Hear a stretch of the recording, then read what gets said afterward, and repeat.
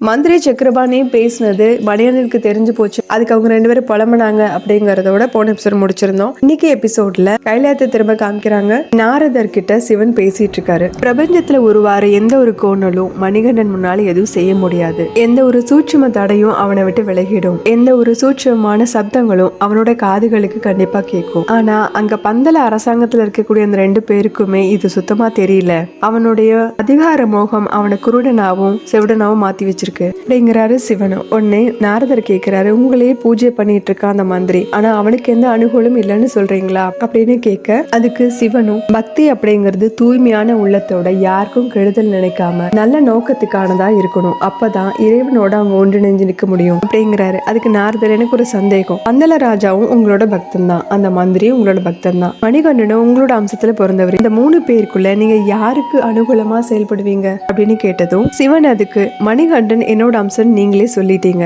ஆனா பந்தல ராஜாவோட பக்தியில தூய்மை இருக்கு, அதுல எந்த களங்கமும் கிடையாது, யாருக்கு எந்த கெடுதலும் நினைக்கிறதும் இல்ல. ஆனா மந்திரியை பொறுத்த வரைக்கும் ராஜாவோட பதவி மேல எப்பவுமே ஒரு கனவு இருந்துட்டே இருக்கு. மணிகண்டனுக்கும் நிறைய தொல்லைகளும் கொடுத்துக்கிட்டே இருக்கான். அந்த வகையில மந்திரி அதம பக்திக்கு முழு உருவமா இருக்க, பந்தல ராஜாவோ நல்ல தூய்மையான பக்திக்கு உதாரணமா இருக்காரு அப்படின்னு சிவன் சொல்லவும், நாரதரும் அடேங்கப்பா இவ்வளவு முகங்களா பக்திக்கு இருக்கு அப்படின்னு சொல்லவும், சிவன் சொல்றாரு, ஒவ்வொருத்தரும் அவனவன் செய்யற கர்மத்துக்கு ஏத்த மாதிரியான பலன்களை அனுபவிச்சேதான் ஆகணும். ஆனா இப்ப மந்திரி செஞ்சுட்டு இருக்க விஷயங்கள் எல்லாமே மந்திரி ஒரு கருவியா இயங்குறாரு அப்படிங்கறதான் காமிக்குது.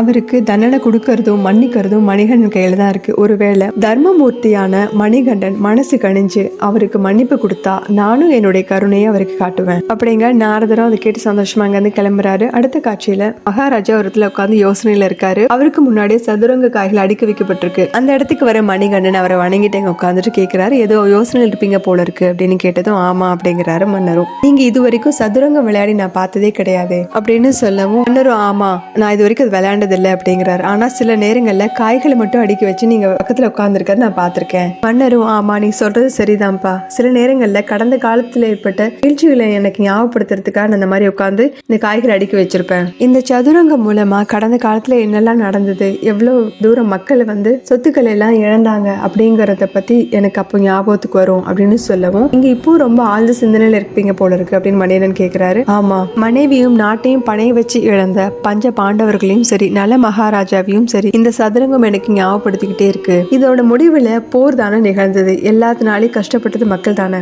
அது போல என்னோட மக்களும் கஷ்டப்படுவாங்களோங்கிற ஒரு பயம் வருது அப்படின்னு அவர் சொல்லிட்டு இருக்காரு. இதை கேட்டு மணிகண்டன் அதிர்ச்சி ஆகிறாரு. இதோட இந்த எபிசோட் முடியுது. அடுத்த எபிசோட்ல பார்க்கலாம். சேனல் லைக் பண்ணுங்க, ஷேர் பண்ணுங்க, சப்ஸ்கிரைப் பண்ணுங்க, பெல் பட்டனை பிரஸ் பண்ணுங்க. தேங்க்யூ.